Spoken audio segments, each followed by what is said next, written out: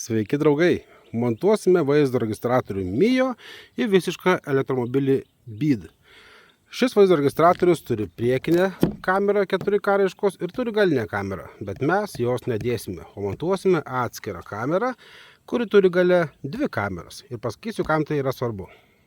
Pirminė kamera montuojasi ant priekinio lango ir matom mes priekį. Galinė kamera įprastai montuojasi gale ir mes matome tik galą, bet mes nematome šonų, mes nematome salono. Būtent tas priedas, apie kurį ir pasakoju, to parodysiu, turi 2 kameras.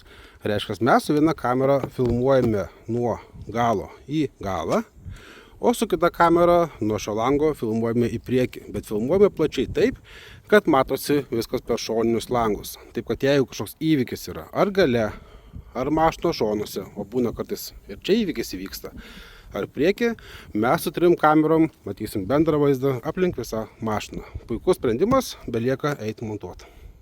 Greituoju būdu pažiūrėkime, kas yra komplektacijoje. Turime vaizdo registratorių, atrodo jisai štai taip, ekranas, keletas knopkyčių, kamera, kurią galime pasukti. Tai reikalinga tam, kad sureguliuoti matymo kampą teisingą. Čia jungiasi maitinimas ir galinė kamera.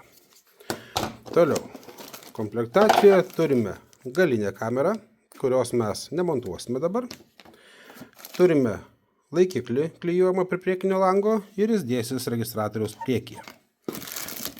Maitinimo šaltinis iš cigarečių pridegėjo, liaudiškai prikurkė. Kabelis nuo priekinės kameros iki galinės kameros. Žinote, toks tarpinis variantas gaunasi. Štai taip. Turime dar vieną kitą lipduką atsarginį, na ir nereikalingos instrukcijos. Dabar atskirai montuojama kamera galinė. Jeigu norite, jūs montuojate šią kamerą, jeigu norite, montuojate šią sistemėlę. Tai pažiūrim, kaip atrodo viskas štai čia.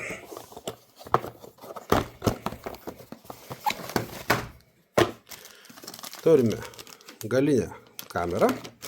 Dar kartą turime laidą, nes šią kamerą galima prijungti ir prie kitų modelių.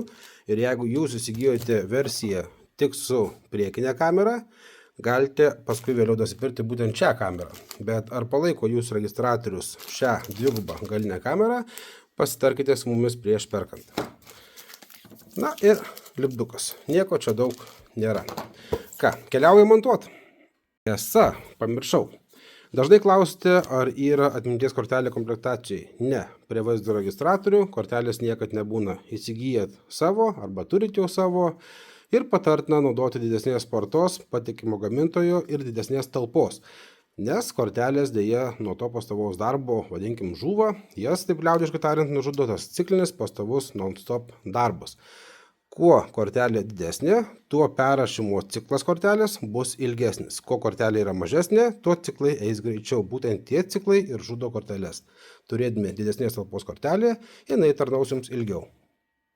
Dar vienas patarimas. Nepamiršti nuimti šios plėvelės. Neretai būna taip, kad susimontuojat registratorių, iš džiaugsmo pamirštat ją nusimti. Paskui klausit mūsų, kodėl vaizdas yra mėlynas ir filmuoja nelabai gražiai. Galimai palikot šią apsaugėlę. Baisiausias reikalas būna tuomet, kuomet sumontuojamas vaizdo registratorius priekyje ir paliekamas kaboti laidas, kuris tikrai nepadeda vairuotojui koncentruotis į kelią. Tomo kalūzo priekį tikrai nereikia. Aš jums parodysiu, kaip pravest laidą greitai ir be serviso taip, kad nebūtų kabančių laidų. Vaizdo registratorius nepatariu montuoti čia, nėra čia ką jį žiūrėti. Taip pat nemontuokite jo ir čia, palikite matomumą keliui, nereikia registratoriui būti čia. Montuojasi jisai štai šitoje vietoje. Tam, kad vairuotojas matytų vidurėlį, o registratorius būtų vos matomas, taip kad jo vieta yra iš keleivio pusės šioje vietoje. Prieš montuojant vaizdo registratorių jį įsijunkite. Pasirenkam lietuvių kalbą ir susirandam poziciją, kur jisai bus. Palikite nuo krašto apie centimetrą laisvo, nes norint nuimti vaizdo registratorių, jį reikia pastumti apie centimetrą į dešinę pusę, tam, kad nusimtų jisai nuo savo laikiklio. Tai pasirenkam lietuvių kalbą. Dabar jis pasiruoš savo darbui. Būtinai įstatome atminties kortelę į registratoriaus apačią, štai čia. ir suformatuojam kortelę. Nepaisant, kad jinai yra nauja, būtina ją suformatuoti. Ir šiaip patartina tai atlikti kas nuo karto, kas savaitę, kas mėnesį ją suformatuokit, taip jinai ilgiau tarnaus. Na ką, grįžtame į pradžią ir bandom surasti poziciją. Pozicija mūsų bus tokia, daugmaž šioje vietoje. Tik kad ne dangų filmuoti reikėtų mums, o filmuoti į apačią. Palenkiam kamerą ir dedam per naują. Dabar svarbu, kad mums nelystų į kadrą štai tokios detalės. Tai mes turime pasistumti registratorių tiek arba į apačią tiek, kad apeitume šią vietą. Tai susirandame tokią poziciją ir štai bus mūsų registratoriaus vieta. Noriu atkreipdėmėsi, kuomet šaltas sezonas ir mes palaikome ranką šalia stiklo prieš ieškodami vietos, mūsų langas aprasoja. Jeigu ant tokio jūs klijuosite lipduką, jis neslaikys. Taip kad prieš montuojant susirandam vietą, kur bus registratorius. Tuomet galime su skudurėliu įšildyti langą trindami, arba galime pasinaudoti kažkokiu tokiu futuku ir tą vietą pasišildyti.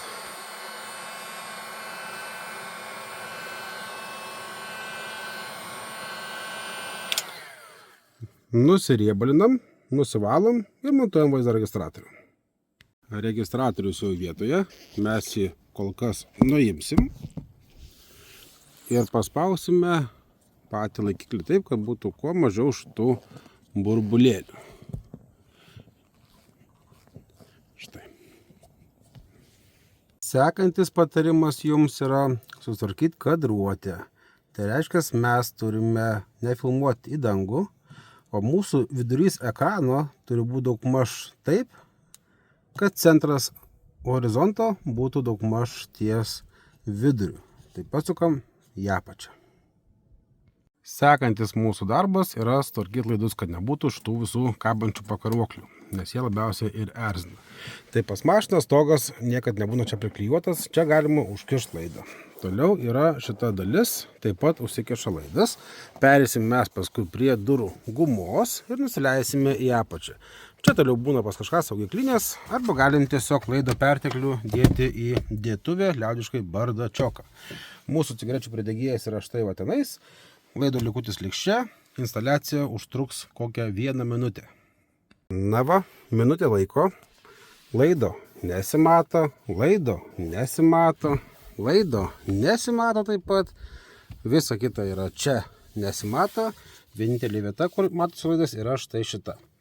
Jeigu šitą vietą jūs taip pat erzina, galima susimontuoti pagal savo mašinos situaciją, čia per viršą prasivesti, ar kokia ten bus čia apdaila, taip ir prasikišim. Na va ir viskas, užtrukom labai mažai laiko, nereikėjo nei servisų, nei kažkokių darbų, viskas paprasta ir elementaru. Na, o dabar atėjo laikas pakalbėti apie galinę kamerą. Tai perkant modelį su raidėm WD, VD, tai D reiškia raidelė, kad yra dual, 2 kameros. Tačiau mums šitą kamerą netinka, mes jos nenaudosime, mes naudosime štai kitą versiją. O kita versija, kaip minėjau, turi 2 kameros. Viena čia, o kita čia. Viena filmuoja į galą visiškai, o kita iš galo į priekį ir apima mūsų salono šoninį vaizdą. Tai visų pirma, mes dabar jį pabandykime įsijungti ir pažiūrėkime, ar viskas veikia taip, kaip turi veikti. Taip, mes jį įsikišam, įsijungiam ir stebim vaizdo registratorių, ką parašys. 3 kameros įrašo. Na va, turime 3 kamerų vaizdo registratorių. Priekis, galas ir šonas. Sekantis mūsų etapas bus laidas vedamas į galą. Na, čia jums atrodo, kad yra pats sunkiausias darbas. Taip, jisai netruks minutę laiko, truks gal 3-5 minutės. Nepaisant visko, tai darosi nesunkiai. Pirmas patarimas jums. Naudokite kažkokias švelnes lopetėlės, nenaudokite aštriais kampais, nes jeigu jūs bandysite laidą įstumti su aštriu daiktu, laidą pažeisite. Jei kažko panašaus neturite, tam puikiai tinka netgi arbatinės šaukštelis, nes kotelis jo yra švelnus ir neaštrus. Su juo galima lengvai užkišti už apdailos, įkišti laidą, pastumti laidą ir viskas gausis saugiai. Eina montuoti. Pats procesas yra identiškas, kaip mes vedėme laidą priekiniai kamerai maitinimo, taip pat vedame mes laidą ir į galą. Štai procese sustojau, parodau jums, kad už gumos užsikeša laidas labai lengvai ir keliaujame link galo. Bevedant laidą prisiminiau klausimą dažną jūsų. Ar užteks laido iki galo, jeigu mano mašina yra ilgesnė? Tai aš jums gal geriau parodysiu, kiek ta laido yra. Štai. Tiek laido yra. Tikrai daug. Užtektų iki sekančios mašinos davest. Arba galiu 2 kartus aplink mašiną ves laidą. Jei klausis, kodėl skėtis čia, tai TikTokas iš karto blokuoja video, jeigu mato valstybinius numerius. Tai dėl to čia skėtis. Gerai, einam ant to toliau. Na, o dabar einame parsisiųsti Mio programėlę į telefoną. Įsijungsime per meniu Wi-Fi, išmes mums QR kodą, jį nuskanavus prisijungs telefonas prie registratoriaus. Ir pažiūrėsime, kaip montuoti vaizdo kamerą. Na, o darbai čia yra baigti. Laido niekur nesimato. Viskas prasivedė gražiai ir greitai. Nieko nerdėm, nieks nesulūžo.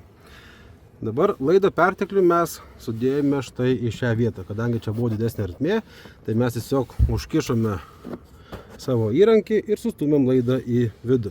Štai ir viskas. Galinė kamera paruošta, belieka ją surasti jos poziciją aukščiau, žemiau. O tam, kad tai padaryti teisingai, mums reikia pasileisti per telefoną vaizdą, kad matytume, kaip montuojame galinę kamerą. Štai ir viskas.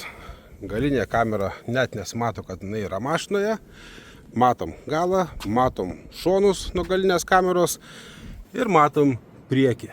Visa mašina, visas perimetras yra stebimas. Užtrukom gal 15-20 minučių. Įskaitant, kad filmavome, darbas atliktas greitai, nieks nesulaužyta, garantinė mašina negarantinė, nėra skirtumo, nes mes nieko nedarom to, kas pakenktų garantijai. Viskas išliko savo vietose, nieks nesulūžo, nes nebuvo kam bet sulūžti. Tikiuosi video jums buvo pravartus. Jeigu yra klausimų ar norite pasidalinti savo patarimais, lauksime komentarų.